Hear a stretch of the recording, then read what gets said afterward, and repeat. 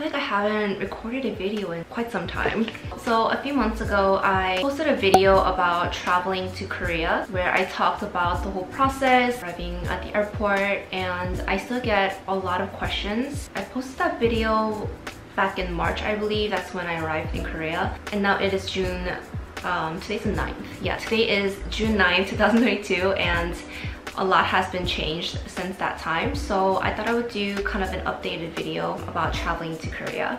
So I posted a story on my Instagram a few weeks ago for people to submit any questions that they may have about traveling to Korea. And I'll also be answering some of the most frequently asked questions from my previous video as well. And before I start, I just want to say that all these answers are based from my personal experiences and my research. If I don't answer your question, it probably means that I don't know the answer and I just don't want to be giving out false information. So let's get started with the questions. I feel like the most asked questions are regarding COVID and what you need for the airport. So here are the two main things that you need before arriving to Korea. The first thing that you need is a negative COVID-19 test result. You can either get a rapid antigen test or you can also get the PCR. If you're getting the antigen test, it must be within the 24 hours of your flight, and also it must be a supervised antigen test. So that means that it can't be one of those home testing kits. It needs to be done at a hospital or a clinic. And if you're getting the PCR test, it must be taken within 48 hours before your departure. The second thing you need is the k-eta, which is the Korean Electronic Travel Authorization. And I actually talked more in detail about this in my previous video. So if you don't know what a k-eta is, then please go check that out. But basically, the k-eta allows you to enter Korea without a visa. It's valid for 2 years. You can use it multiple times, and you can apply for this 24 hours before your flight. However, I do recommend you to do it earlier, maybe a few days earlier, just in case you don't get approved. And it's just gonna make you feel so much better once you get it over with.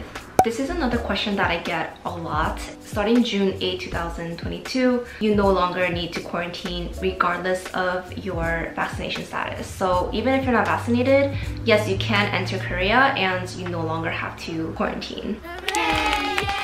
You no longer need the Q code system, which before you needed this to register your vaccination status so that you don't need to quarantine, but now you don't need that. Don't worry about it.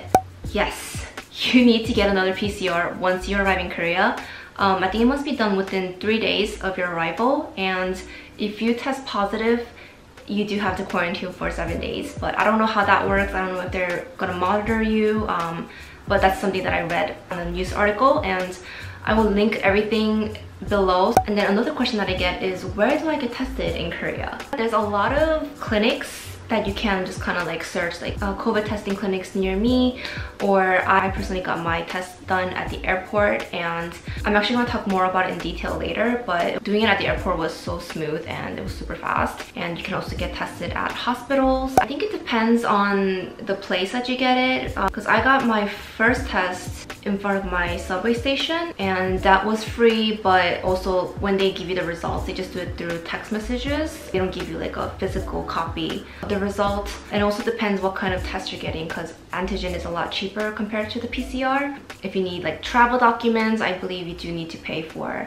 the test that you get. But yeah, the price varies from place to place. You need to get another COVID test before departing Korea, and it can be an antigen or a PCR test. But I recommend getting the antigen because it's cheaper and the results come out a lot faster compared to the PCR. So I'm gonna quickly go over the whole process of getting your test in the airport. So I got my antigen test a day before my flight, and I went to the Incheon airport because it was close to my grandma's house. But I feel like doing it at the airport is a lot more organized because you can make an appointment, and I just felt like the whole process was very smooth. So I first made an appointment, and I believe they accept walk-ins as well, and they have 3 different testing centers at the airport. And once you enter the testing center, there are different booths that you will see, and the first booth is where you do the registration process. Here they just ask you your appointment number for your passport, and they also asked me where I was going, and then they gave me this paper that will explain the whole process of the testing, and I actually brought the paper with me. This is what it looks like. They do have it in English, It does look kind of overwhelming, but it's actually very easy. So here it just has the different booths that you go through. After the registration, you move on to booth number 2 where you do the payment. So for the antigen test, I paid about 70,000 won. And I believe the PCR is 100,000 won. For the payment, you go to booth number 3, which is the medical examination booth. And I actually don't really remember much about this part because it happened so fast, but the guy working there just took my temperature and then he asked me if I have any symptoms, if I've been around anyone with COVID, and then he just handed me the testing kit where you take to booth number 4, which is where they do the actual testing. And then there's gonna be a worker behind the glass. You just hand them the testing stuff, they will do the test, and then that's it. They'll tell you you can either like wait around for the results or you can just go back home. The result for the antigen is supposed to take an hour, but I actually got my results within like 50 minutes or so, and I got both text message and email about the results. And they'll tell you like all the information of the testing that you got, and that's the one that you show at the airport when you're checking in at the airport. And you don't actually have to print out the document, and you can just show them the email of the test results. And if you do want to print it out for whatever reason, they do have a self-kiosk at the airport, so you can also print out the document there. So I think that's all the questions related to COVID-19. I'm gonna be answering some other questions that I've been getting, and this is another question that I got a lot. So I got my SIM card changed at the airport booth. I think it was called 도시락. I'll put the information in the description. But basically, this is where you change your SIM card and you can choose the amount of gigabytes and like the speed of the internet. I paid about 60,000 won for like the best one. It's very easy to recharge it. They will give you instructions. So you can exchange your money either at the airport, the bank, or you can also find like foreign exchange counters. And most of like the major cities have it. Like I've seen a lot in Itaewon and Hongdae. You can also find them in like the subway stations. There's these little currency exchange booths. I feel like things are pretty cheap in Korea. Well, I live in New York, so I feel like everything everywhere is cheaper compared to New York. It really depends what area you go to. Like if you're in the richer, like high-end area like Gangnam or like Itaewon, Hannam area, like restaurants and cafes, they're gonna be a little bit more expensive. But if you're in kind of like the younger college areas, then I feel like restaurants and cafes are a little bit more cheaper. The street food is definitely very cheap in Korea. You can expect to pay around like 1,000 to 6,000 won on street food. Accessories are also very cheap in my opinion, especially if you buy them at the little street vendors. They're a little bit more cheaper. And if you're looking into shopping, I recommend checking out the Gangnam bus terminal. There's like an underground shopping area, and jewelry and like hair accessories, they're kind of cheaper. A lot of trendy clothes there. If you're planning on staying in Seoul, I really recommend checking out the Airbnbs first. I feel like Myeongdong has gotten a little bit cheaper because Myeongdong used to be a very hot tourist spot pre-COVID.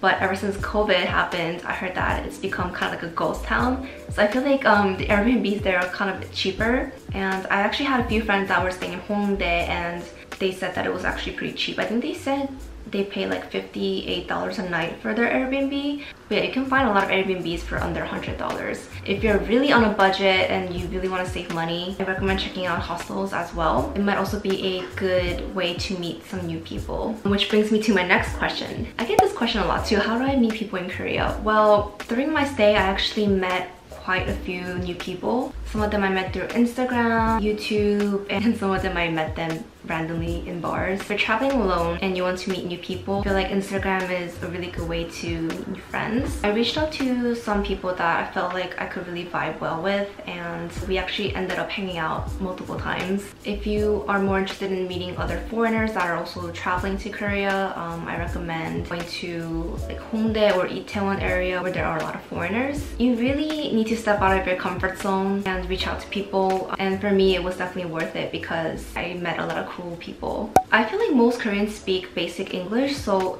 you don't really need to worry about that. If you go to kind of like the countryside, then people will probably not understand you, but if you go to the major cities, don't worry about it. Most people do speak basic English. So I think that's all the questions that I got. If you have any other questions, please feel free to ask me in the comments and I'll try to get back to you. I do answer faster on my Instagram, so you can hit me up through the DMs. Thank you so much for watching till the end. I hope that this video was helpful, and make sure you subscribe to watch more Korean videos. Bye!